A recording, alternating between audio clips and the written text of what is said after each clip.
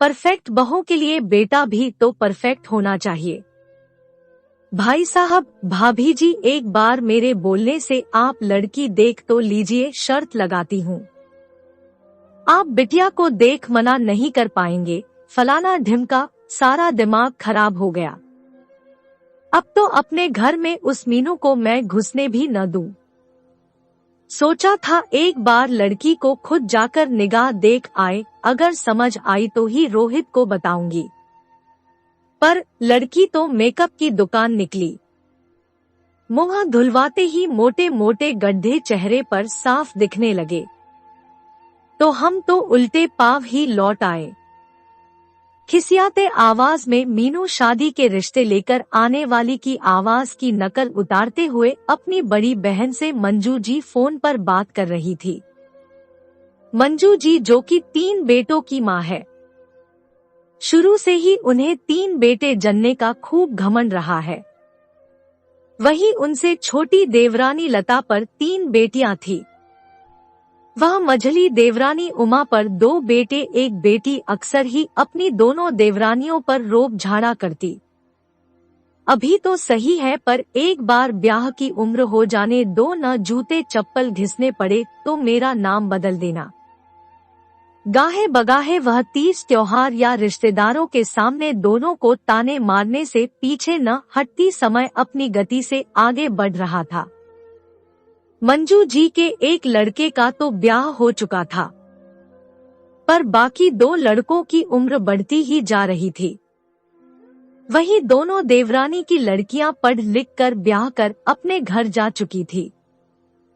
पर मंजू जी, उन्हें तो कहीं लड़की समझ नहीं आती, तो कहीं पैसा, तो कहीं लड़की वाले, तो कहीं लड़की की माँ। हर जगह वो 1-2 बार लड़की देखने के बाद मना कर ही देती। वैसे लड़कों के मामले में वह दिल को बुरी नहीं थी, पर अपने बेटों के लिए अपने जैसे लड़की बहू बनाकर लाना चाहती थी। तभी बड़ी बहू आरती की आवाज से उन्होंने फोन पटक कर रख दिया। माँ, बाबूजी, ये आप दोनों की चाय, बहुत थके थके लग रहे हैं। कैसा रहा वहाँ सब? कोई बात बनी?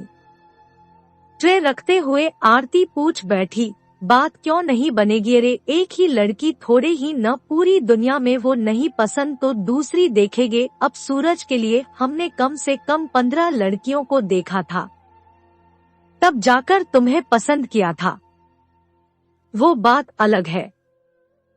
मैं इस रिश्ते के लिए तब भी राजी नहीं थी, पर सूरज ही जिद पकड़ गया, इसलिए मुझे हाँ करनी पड़ी। रोज की तरह मंजू जी ने अपना जुमला फिर से पढ़ दिया, पर इस बार भी मैंने ठान लिया है, जब तक लड़की मुझे खुद पसंद नहीं आ जाती, मैं रोहित छोटे बेटे को बताने ही नहीं वाली और न साथ ले जाने वाली। चाय की चुस्कियां लेते हुए मंजू जी ने घमंड से कहा। बिल्कुल सही कहा माँ आपने। इस बार आप पूरी तरह जांच पड़ताल कर ही भैया के रिश्ते के लिए हामी भरना। जरूरी नहीं सूरज जी की तरह रोहित भैया और सोहन भैया अपनी बीवी की मनोदशा को समझ पाए। माँ, समय बदल चुका है।